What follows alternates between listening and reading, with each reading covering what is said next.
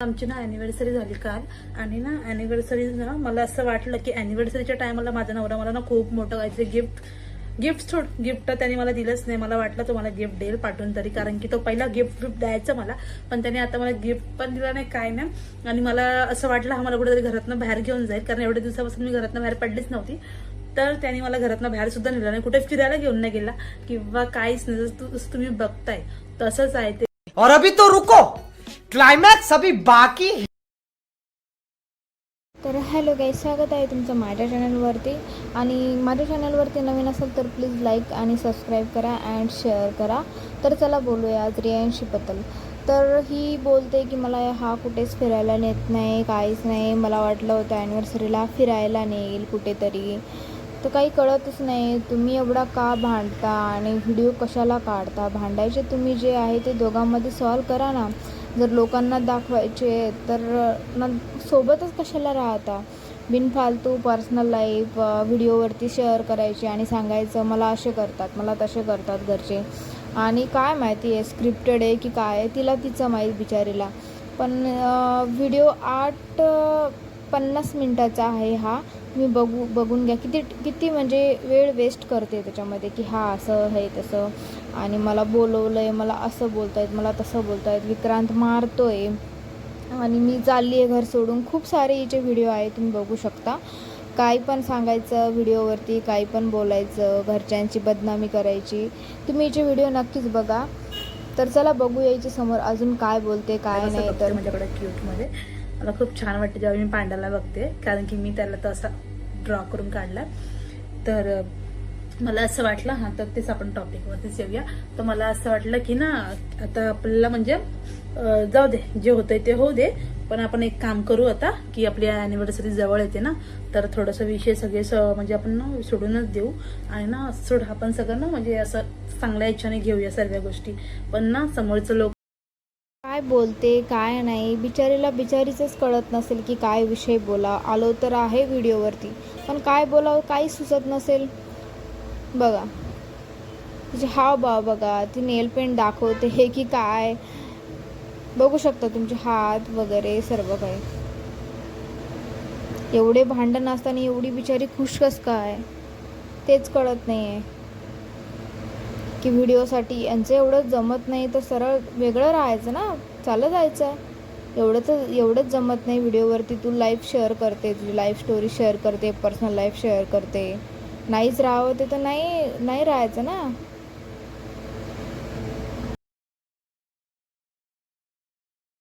कैसे कैसे लोग रहते हैं यार यहाँ पर. चला तुमको पागल कुत्ते का गाड़ी उठा के ले जाएगा बता रहे हैं हम. आता ही व्हिडिओमध्ये बोलते की ॲनिव्हर्सरीला हा मला बोलला कुठेच फिरायला नेणार नाही, घरातच ॲनिव्हर्सरी करायची, सगळ्यांचं जेवण बनवायचं, पाहुणे येणार आहेत असं तसं. आणि हा विषय मी बोलतच नाही, सोडून दिला होता. मग सोडूनच दिला आहे तू हा विषय, तर परत बोलती कशाला? ते पण व्हिडिओवर यूट्यूबवर येऊन बोलते की हा मला असं बोलला, हा मला तसं बोलला. मग तुला बोलायचंच नाही हा विषय, तर कशाला हा विषय घेते? कशाला एवढे नाटके ड्रामे करते? ते पण व्हिडिओ करून टाकते. कशासाठी? लाईकसाठी की व्ह्यूजसाठी? घराची एवढी दर व्हिडिओमध्ये तू बदनामी केलेली आहे. असं तर होऊ शकत नाही की तुझा नवरा सासू वगैरे बघत नाही, सर्व बघत असतील. सर्व याच्यामध्ये हे तर स्क्रिप्टेडच वाटते ना मला. कोणाला सुद्धा वाटणार तुझे व्हिडिओ सर्व लोक बघतात, तर तुझा नवरा सासू बघत नाही आहे. त्यांना वाटणार नाही की हा कसे व्हिडिओ टाकते, ही काय करते? ऑब्वियसली यार वाटणार ना.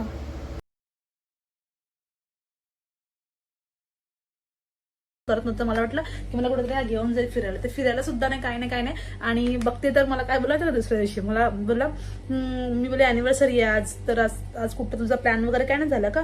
बोलते कसला प्लॅन बिन? बोलते काय नाही. बोलते राहा गप्पा, बोलते घरामध्येच करू, बोलते सेलिब्रेशन अॅनिव्हर्सरीचं. मी बोलले असं कसं दरवेळेस तू मला फिरायला नेतो किंवा काय ना काय चांगलं मला गिफ्ट देतो तू, किंवा चांगल्या गोष्टी खूप अशा माझ्यासमोर तू आणतो, मला कुठेतरी फिरायला म्हणजे असं जवळपास तरी घेऊन जातोस ना तू. तर बोलतो काय नाही बोलते गेले ते दिवस, बोलते आता म्हणजे तू तशी तर मी पण तसं. म्हणजे मी काय केलं, तर बोलते मी तर बोलते मी सगळं विसरायचं फक्त आणि तू परत वाढवायचं फक्त. मी बोलते मी तसंच ते बोलते, मी कधी बोलते कमी नाही करणार, पण बोलते मी वाढवत राहीन. त्याच्यानं नुसतं किरकिर तर चालूच आहे. आणि मला असं वाटतं मला गिफ्ट देईल हा, पण त्या दिवशी त्यांनी मला काहीच गिफ्ट पण दिलं नाही, नंतर पण दिलं नाही, म्हणून मी अपेक्षा पण केली नाही आणि मी अपेक्षा सोडून पण दिली त्याची. आणि मेन गोष्ट म्हणजे त्यांनी काय केलं माहिती का, अॅनिव्हर्सरी दिवशी मला बोलला की कुठं जायचं नाही, काही नाही, बोलते घरातच करायचं, घरात बोलते पाहुणे येणार, पाहुण्यांसाठी तू जेवण वगैरे बनवून ठेव.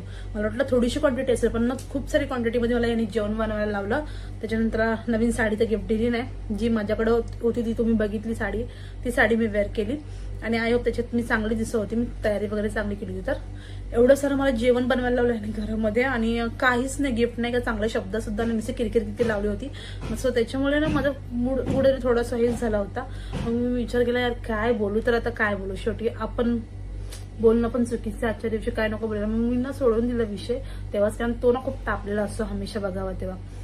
तो म्हटलं तर काय बोलायचं म्हणून विषय सोडून दिला. आणि आता पण मी याच्याकडून कुठली अपेक्षा करत पण नाही आणि मला माझ्या अॅनिव्हर्सरीचं गिफ्ट पण दिलं नाही का. गिफ्ट असं नाही कुठली बायको बोलत की मला काहीतरी गिफ्टच आणून देतो, एवढं मोठं गिफ्ट द्या आणून. ऍटलीस्ट तुझे चांगले शब्द तरी माझ्यासाठी खूप चांगले असतात, ते पॉवरफुल शब्द, ते पण नाही. ह्याचे शब्द सांगा बरोबर बोलून टाकेन, एवढंच त्याला, दुसरं काय नाही. तर अशाच्या गोष्टी होत्या. झाली अॅनिव्हर्सरी पण ओके झाली, ठीक आहे, मी आहे हॅपी, असं नाही मी नाही बोलत, पण समजायला पाहिजे ना. मला तर असं वाटतं की आपण ज्या घरात राहतो त्या घरामध्ये जर आपला नवरा नीट नसेल ना, तर त्या घराशी आपला काहीच संबंध नसतो पूर्ण. आणि ही मी जे बोलते हे खूप बरोबर, आणि हे बऱ्याचशा लेडीज लोकांना समजत असेल ज्यांच्या लग्नाला आता 2-3 वर्ष झाले, त्यांना तर माहिती पडतच असेल की कोणाचा स्वभाव काय, कोण कसं वागतं, कोण कसं नाही वागतं, सर्व गोष्टी.